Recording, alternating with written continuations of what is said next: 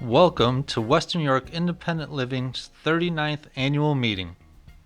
Many of us were also together on June 12, 2018 for the 2018 annual meeting at the Adams Mark Hotel.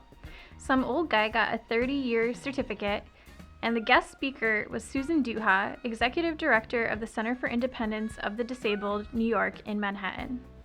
2 days later, Team Captain, Chief Community Engagement Officer Dan Colpoys led our troops in the J.P. Morgan Corporate Challenge.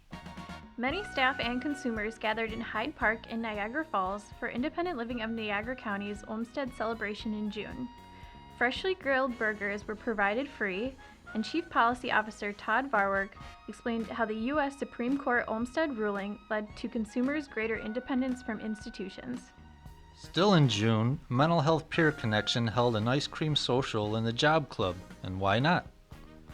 In July, Western New York Independent Living staff were put on the spot in WBBZ-TV's public affairs quiz show Bragging Rights. While the two-fisted advocates, the Blue X's, put up a fierce fight, it was the Buffalo Blues with the red O's who took the day.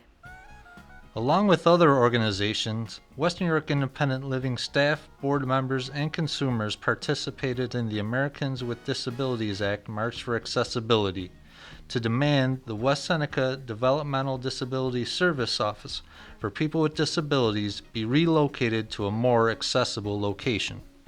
On July 26, the anniversary of the signing of the Americans with Disabilities Act, Independent Living of the Genesee Region held a consumer ADA picnic at Kiwanis Park.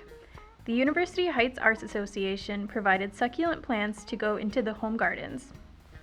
The agency made a good showing in the Disability Pride Parade with the truck bearing Mental Health Peer Connection slogans and logos.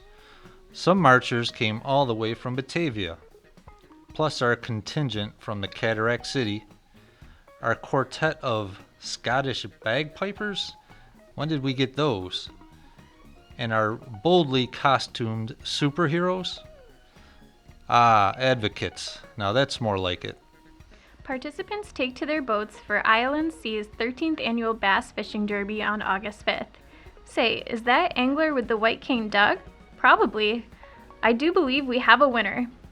Western New York Independent Living staff went to the Erie County Fair for their annual picnic August 10th, some in last year's maroon Disability Pride team t-shirts.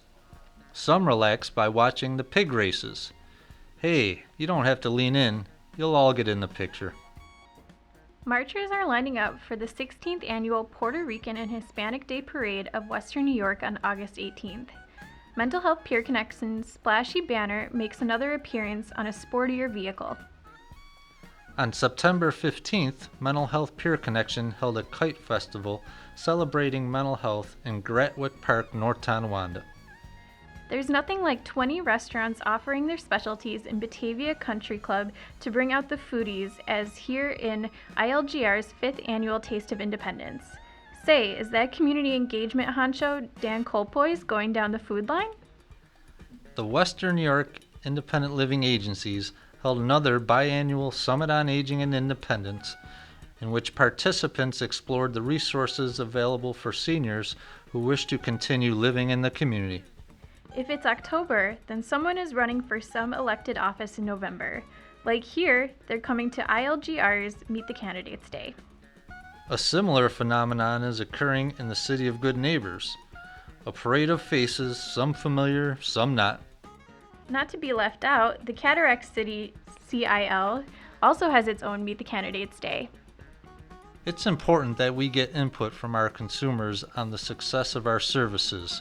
If you think our van has a lot of surveys to be posted in February, wait until Maria Alicea gets out the entire mailing.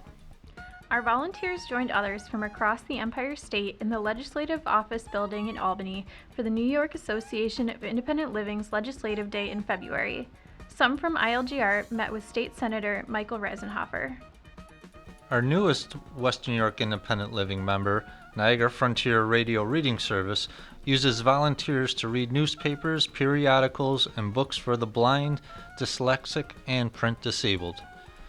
A reception to honor the volunteers was held in Potts Deli and Grill with emphasis on those who had milestone anniversaries. Here's a better view of their cheerful faces. In March, ILGR held a ribbon cutting and open house to show off their new offices in the Curricular Executive Building at 319 West Main Street, Batavia. A bronze plaque there honors the late Dennis M. Kessel for his 31 years of service as Western New York Independent Living Board President. Friends of the agency protested outside Governor Andrew Cuomo's Perry Street office on March 28th due to his quietly making administrative changes in consumer-directed personal assistant service payments that will make it much more difficult to sustain and employ personal attendants. On April 4th, ILNC invited consumers and the public to Antonio's Banquet and Conference Center for a policymakers breakfast, so they could hear and question Seth Piccirillo, the Director of Community Development and 2019 mayoral candidate for the city of Niagara Falls. On April 25th, Director Ray Frank and David Dodge of Independent Living of the Genesee region had invited community members to the New York State School for the Blind in Batavia for a lunch in the dark so they may appreciate how those without sight learn to function by wearing blindfolds and eating in a darkened room with the help of sighted guides. Mental Health Peer Connection welcomes citizens to Templeton Landing on April 26th for its 11th Policymakers Breakfast, with special guest University District Common Council member Rashid Wyatt. Additionally, Terrence Johnson was presented with the Cheryl Davidson Award for extraordinary ability to recover from mental illness or substance abuse and humbly show empathy to others. Held for the first time at events at the Wurlitzer, Independence Express's Night for Independence Gala offered silent auction items, entertainment by noted local jazz and pop singer Deanne DeMeo Tompkins, a live auction of sports and other high-end items by MC Tom Lawrence of Maine Mobility, who was formerly in the tribute band Switch, and Independence Express director Kathy Kalikia presenting the Independent Citizens Award to Deborah Gajewski, a certified occupational therapist who became legally blind and then earned an additional degree as a teacher of the visually impaired and completed her master's degree. She volunteers with the service organization, the Sunrise Exchange Club, and is president of the Sheridan Drive Lions Club. The Employee Benefit Fund spring event took place at the beautiful and exotic Buffalo and Erie County Botanical Gardens on May 10th. Our own Mark Kalikia was invited to sit in with the band Welcome Distraction for a few numbers. Our Chief Policy Officer, Todd Varwerk, completed a 39-year goal of the agency, achieving wheelchair access to the City of Buffalo's Common Council chambers. You can see that he and Council President Darius Pridgeon successfully cut the ribbon opening the new elevator that Mr. Pridgeon lobbied for as well, enabling Todd to reach the chamber on his own and address the council members. A few of Todd's close personal friends expressed their appreciation.